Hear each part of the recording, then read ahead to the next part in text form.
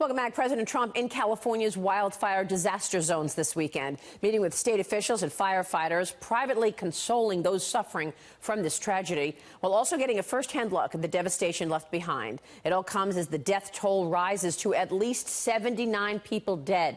Nearly 1,300 are still unaccounted for. I want to bring in House Intelligence Committee Chairman and California Republican Congressman Nunes. He's coming to us from the World Ag Expo in Tulare, California once again. And Congressman, it's good to see you this morning. Thanks very much for joining us.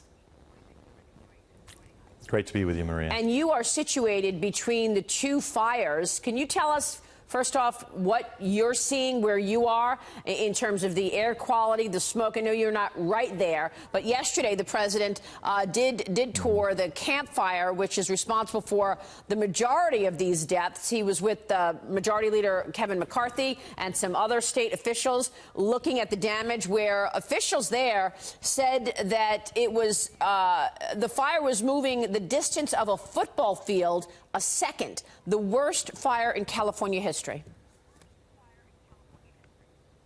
Thanks, Maria, and thanks for asking about that. It is horrendous here in terms of what the fires have done just to our air quality alone. So even though I'm several hours from the major fire, the campfire, you can actually see the smoke in the air. You can smell the smoke. A lot of high school football games and college football games were canceled or delayed all over the state. The campfire hits close to home. I have a cousin that lived in Paradise, him and his wife. Their house is now gone. My uncle had to take a motorhome, a used motorhome, up to Chico, where you now see a lot of people camped out that are living in the town of Chico, which is not far from Paradise. So the tragic part about all of this is, Maria, that years ago we had timber mills all over this state. We used to go up into the forest and we used to take this wood out. Right. And I think what American people need to know is that if you don't remove the wood and the brush, eventually it burns. There's only two ways to remove it. Either you forcefully pull it out or it gets set on fire. And so if you don't go up there and do controlled burns, or if you don't bring the timber industry back, these fires are going to become more and more prevalent. And that's why it's very frustrating to hear the left that for years have blocked the access to these forests off. So you no longer build fire breaks. You no longer go up and take the trees that have fallen and remove them. And so what that is that's actually fuel. And once it ignites, it burns really hot and it moves really fast. And then tragic things happen like we have here. And it's horrible. This is probably going to be one of the biggest catastrophes in California's history. Of course, yes, absolutely. So you're saying it is partly policy and the lack of follow-through in terms of cleaning up these forests as anything else as a reason. We don't have the actual reason for why these fires have been set. And you think part of it is this lack of policy? Well, 100%. Yeah. So if you have a community that you build in California that's either surrounded by forest or surrounded by grasslands, the first thing that should be of utmost priority is to ensure that you have a barrier built around there.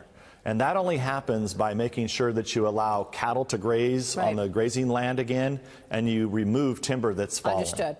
Let me move on, Congressman, and ask you about your investigation. We have been with you for the entire year following your moves from the Intel Committee in terms of investigating the FBI and the DOJ and this number of people, the small number of people at the top of those agencies who tried to stop Donald Trump and exonerate Hillary Clinton, as you have said many times on this program. Now you've got the Democrats holding the majority in the new Congress in January.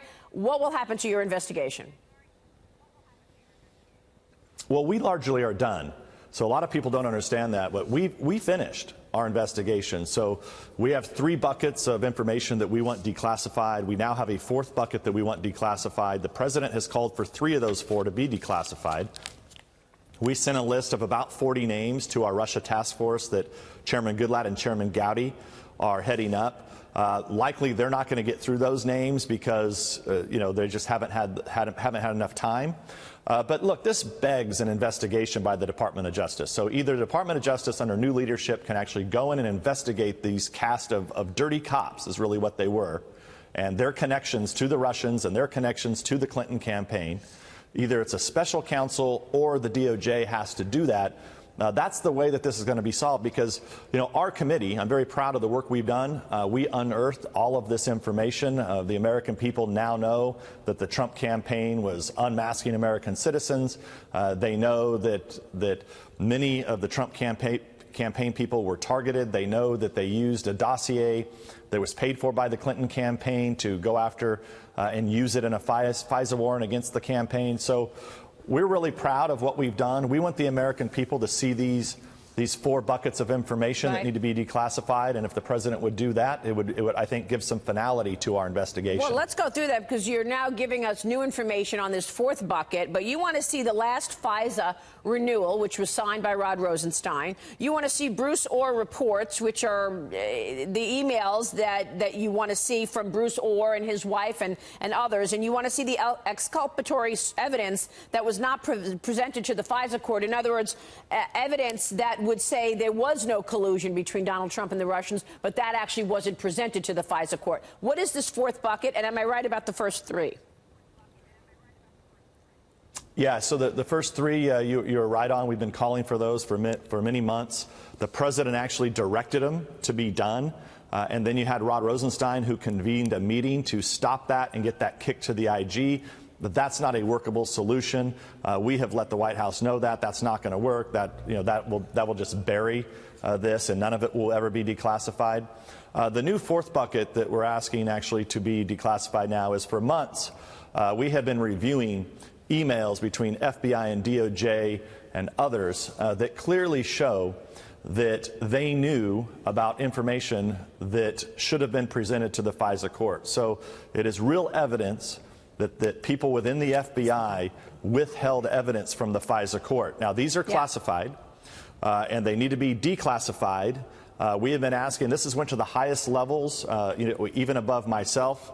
It went as high as the Speaker. The Speaker has been requesting the Department of Justice to give us these emails, to make as many public as possible. Yeah. And still, even though we know what's in those emails, a lot of them are still redacted. Well, so they're still refusing to give Congress, even in a classified setting, this information. I asked David Cicilline about this last week. He, of course, is a Democrat congressman on the Judiciary Committee, and he's the co-chair of the Democratic Policy and Communications Committee, so he's in leadership. Here's what he said about the FISA court. We know that there was massive abuse to the FISA court when information was not given to the FISA court about the Democrats and Hillary Clinton paying for the dossier, et cetera. There has been this investigation in the Judiciary Committee, your committee, as you know. Bob Goodlatte leading the investigation of Andrew McCabe, Peter Strzok, Lisa Page, Bruce Orr. Are you going to drop that investigation now, or are you going to pursue the truth there? Well, let me correct you, Maria. There has not been massive abuse in the FISA court. There's no evidence of any abuse whatsoever. Are you saying that they did not withhold information? Did they not withhold information to the FISA judge in terms of who paid for the dossier? Is that what you're saying? Abuse of the FISA court. Absolutely no abuse of the FISA court. Wow. He was pretty adamant there. Yeah. Yeah, so look, they've been in denial for a long time. Their party was colluding directly with Russians. Their entire party in the Clinton campaign should be investigated, because if you're going to investigate, if you're going to open up a secret investigation on the Trump campaign when you had no evidence into them colluding with the Russians, when you, in fact, the FBI used the evidence that the Clinton campaign paid for that was coming directly from Russians. So the very thing Trump campaign was investigated for, they did. So I assume maybe there is no FISA abuse in their own mind, because they think it's okay. They think as long as the Democrats are the ones that are using secret courts to spy on their political opponents, then it's okay. If that's the way people want it in America, I don't think that is, but clearly that's what the Democrats think it should be. I want to ask you about working with Adam Schiff when we come back. Let's take a short break. You also had a chance to interview Rod Rosenstein, and then you didn't. So I want to know what happened there. Stay with us. Devin Nunes, more right after this. Let me ask you about working with the new leadership now. Adam Schiff will likely take over as the chairman of the Intel Committee, right? We've heard what Adam Schiff says. He doesn't agree or believe many of the things that you've been investigating. How will the next 2 years work out with the two of you working together? Well, I'm actually looking forward to our first open hearing, because for 2 years now, the Democrats on the committee and all through Congress have been saying that they have more than circumstantial evidence that the Trump campaign colluded with Russians. More than. So at the first open hearing that we're going to have, I'm looking forward to them finally releasing this information because we know that the only thing that hasn't leaked is this information about the Trump campaign colluding with Russians. So they've promised it. They now have the majority, so finally, maybe now they'll present their evidence. Well, you've already done the investigation, and you've found no evidence of any collusion with the Trump campaign. We know that, but you had an opportunity to right. But at some point, though, at some point, Maria, I just want to say that you know, you don't just get away with 2 years repeating the same garbage over and over again, essentially chasing Russian ghosts in the closet, infuriating the American people. There's so many Americans out there whose minds have been poisoned, who believe that the Trump campaign actually did collude with Russians because they've had dishonest politicians saying such. Now, look, they weaponized this. They used it for crowdfunding, where you had all of these millions of Americans who sent money all over the country to districts they didn't even live in to actually attack Republicans. Right. That happened in dozens and dozens of districts. So look, at the end of the day, they have a responsibility now. They're in charge. Where's their evidence? Well, and let's not forget the media really driving the bus on that, because the media has been also, you know, the loudspeaker for this idea of collusion when there wasn't any. But real quick, my final question here, Congressman, is Rod Rosenstein. You had an opportunity to interview him, and now you're not. If you don't interview him in the next 5 weeks, you're not going to interview him. Shouldn't you have done that interview so that the American people could have actually seen what took place and got answers from him? Well, the task force attempted to interview him, and he changed the terms of the interview. So Rod Rosenstein, as the Deputy Attorney General, does not get to dictate to Congress what or how an interview will be conducted. So it's a lot like James Comey wanting to do one in public. Rosenstein wants to do one in public. Look, this is all a scheme for them to hide from answering the tough questions. See, if you go out in public, right, all they'll say is, "Oh, that's classified," or "Oh, I can't answer that." That makes sense. But the reality is, look, with Comey, Rosenstein, et cetera, these guys need to be held accountable by a special counsel or a new DOJ. Thanks, Maria. Good to see you, Congressman. Thank you so much.